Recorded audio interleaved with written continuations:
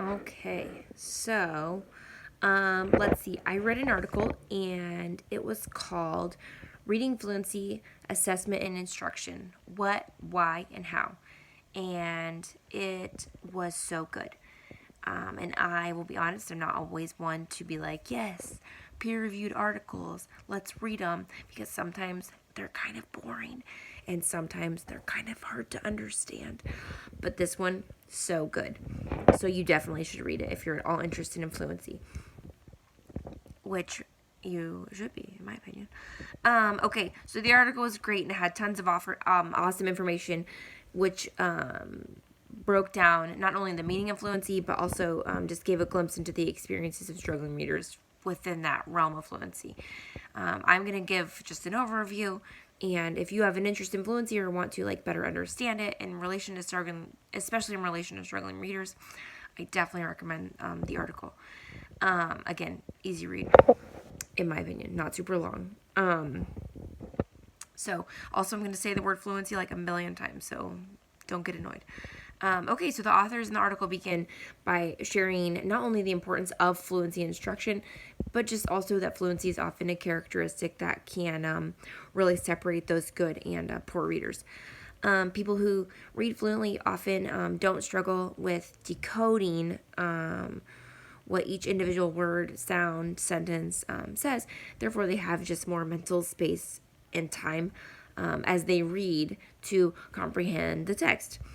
So the authors they then went on to explain that fluent reading is made up of, and this is a quote, accurate reading of connected text at a conversational rate with appropriate prosody or expression. So a fluent reader essentially reads without making a lot of mistakes at an appropriate pace and doesn't sound like a robot, which is essentially how I explain what fluency is to my kids at school. So there you go. The authors they then moved on and laid out kind of the connection that fluency has to comprehension in a way that made so much sense to me. And this is another quote, just because I definitely couldn't have written it or said it better than they did.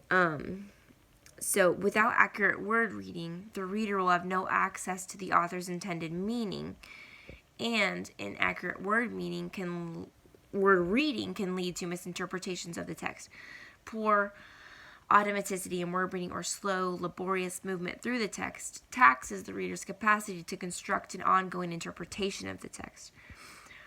Poor prosody can lead to confusion through inappropriate or meaningless groupings of words or through inappropriate applications of expression. So, if they can't read it, they're not going to understand it, or they're not likely to understand it. So I really loved what the authors shared there and the next about automaticity and working memory. Just the idea that when your brain learns a set of words to the level it automatically recognizes or memorizes those words, it doesn't need as much space or energy to decode them. Then your brain can use some of that extra energy to focus on comprehension.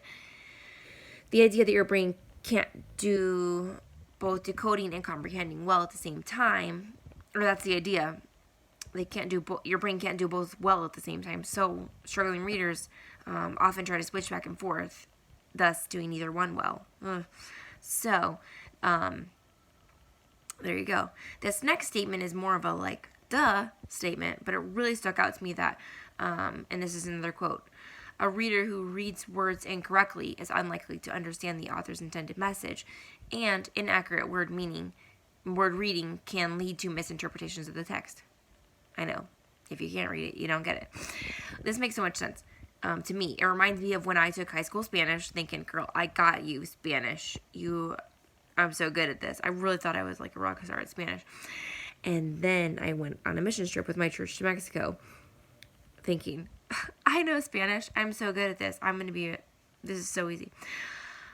I learned a handful of words and phrases, had them memorized, but I did not have an extensive understanding of the Spanish language, and therefore definitely could not use it well in conversation. Every time someone spoke to me in Spanish, I had to stop, translate the select words I did recognize into English in my head, guess what the rest meant, and then try to piece together some semblance of understanding of the whole sentence, or, heaven forbid, set of sentences that they had said to me. I had to spend so much of my energy figuring out what the words were that people were saying to me that I could hardly put it together to make any logical meaning. And I really think this is how some of our struggling readers tend to feel. And I'm going to run out of time, so I got to go quickly.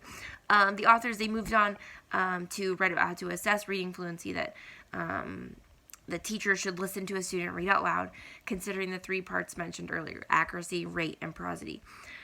They mentioned that accuracy can be assessed by listening to a student read and counting the number of errors per 100 words.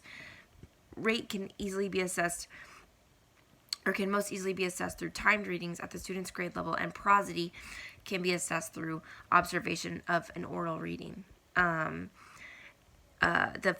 The rest of the article, the end of the article, just went on to provide some tools and strategies to use in class to help students improve their fluency. Specifically, we should model fluent reading, give direct instruction and feedback, give oral support, have students do independent reading at their level, and then do give opportunities to practice using repeated readings and more challenging texts. Anyway, if you're interested in the article, sorry I went 6 minutes instead of 5. I have linked it below in the comments for you. Thank you for listening. Bye.